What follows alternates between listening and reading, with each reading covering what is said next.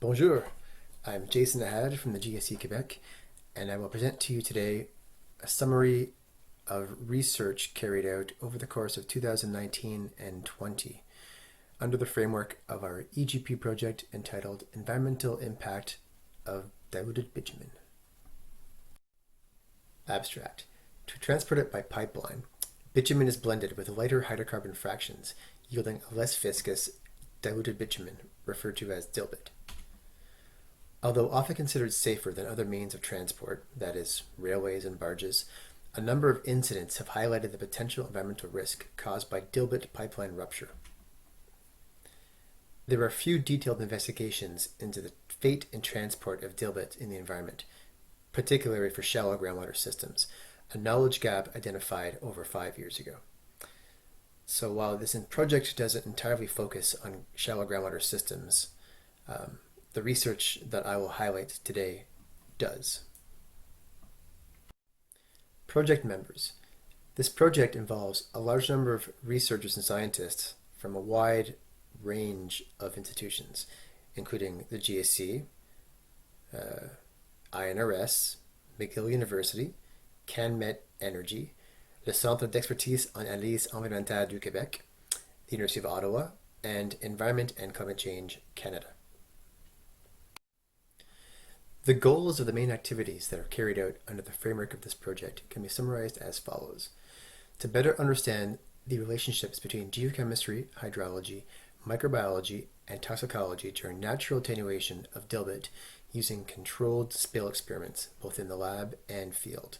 One, in shallow groundwater systems, and we will carry out a series of large column experiments at INRS Labouleur, and also glass tank experiments, which are being carried out at CanMet Energy. And two, riverine and lacustrine systems, a series of experiments carried out to understand wave action and weathering at CanMet Energy, and a series of experiments that were carried out in summer of 2018 in the Experimental Lakes area of Northwest Ontario that looks at microbial uptake of spilled dilbit in lake sediments. Today's presentation will focus mainly on the large column experiments that were carried out at INRS Heavy Labs, Labouleur. Large column experiments. So in July of last year, we went to the Galt Nature Reserve, located in Mont-Saint-Hilaire, which is just east of the city of Montreal, to collect a large amount of soil to be used in our column experiments. So the Galt Nature Reserve is managed by McGill University, and here we were able to collect the large amount of pristine, well-drained, sandy loam soil that we used to fill our large columns with. Several thousand kilograms of the soil was brought back to the INRS Labouleur, where it was sieved using a 2-centimeter mesh, filled into large barrels, as you see in the middle picture, and then homogenized with this large mixing machine, where we poured an equal amount of the homogenized and sieved soil into each of the 5 columns that we used for our experiments. So after the soil was put into these large columns, it was compacted. You can see here the dimensions of the columns, which are 100 centimeters by 60 centimeters. So these large columns, just for more information, they're stainless steel with a Teflon-lined interior. Okay, and so these columns are placed inside a ventilation tent in order to vent out the fumes that were be emitted after we poured the dilbit and conventional crude into our columns. As I mentioned, 5 large columns were used.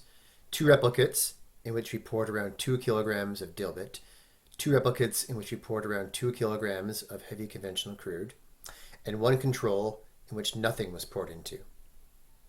I will now show you a video of us pouring dilbit into one of the columns.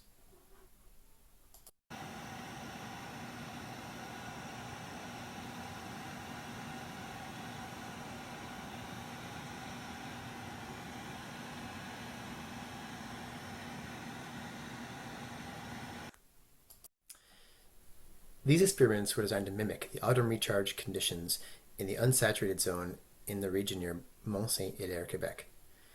6.25 liters of water, which represents the average weekly precipitation from the months of September to November, was added to each column each week in order to maintain a constant flow of water in the columns. These experiments were carried out for a total of 15 weeks. During this time, a large number of analyses were carried out in the leachate.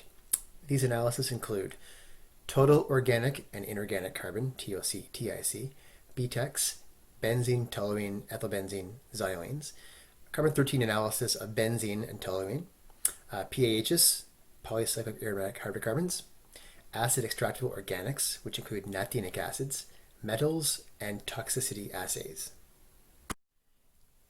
In addition to leachate, over the course of the experiments, we collected 10 soil cores from each of the 5 columns.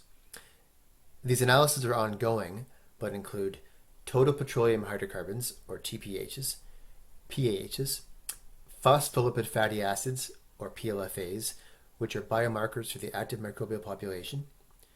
We also plan to carry out microbial community analysis using 16S RNA amplicon sequencing, and we plan to analyze carbon-13 in PLFAs and PAHs. I will now show a video of us collecting one of the soil cores.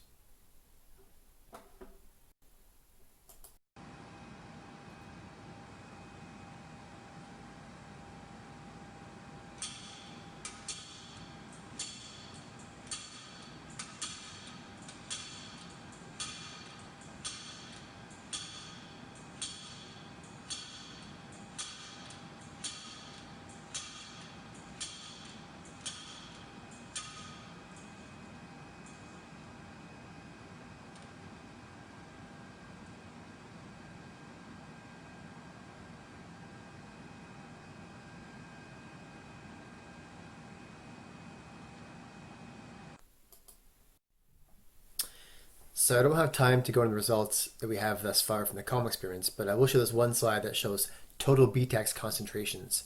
So here we have the average BTEX concentration in the dilbit and conventional crude columns in red and blue respectively over time, as well as that in the control. As you can see, total BTEX concentrations in the leachate spike during the first 2 weeks of the experiment and then tail off towards that of the control as time goes on. So I won't get into what this means because I don't have time. But anyway, thank you for watching the presentation, and if you have any questions, please don't hesitate to get in touch. Thank you.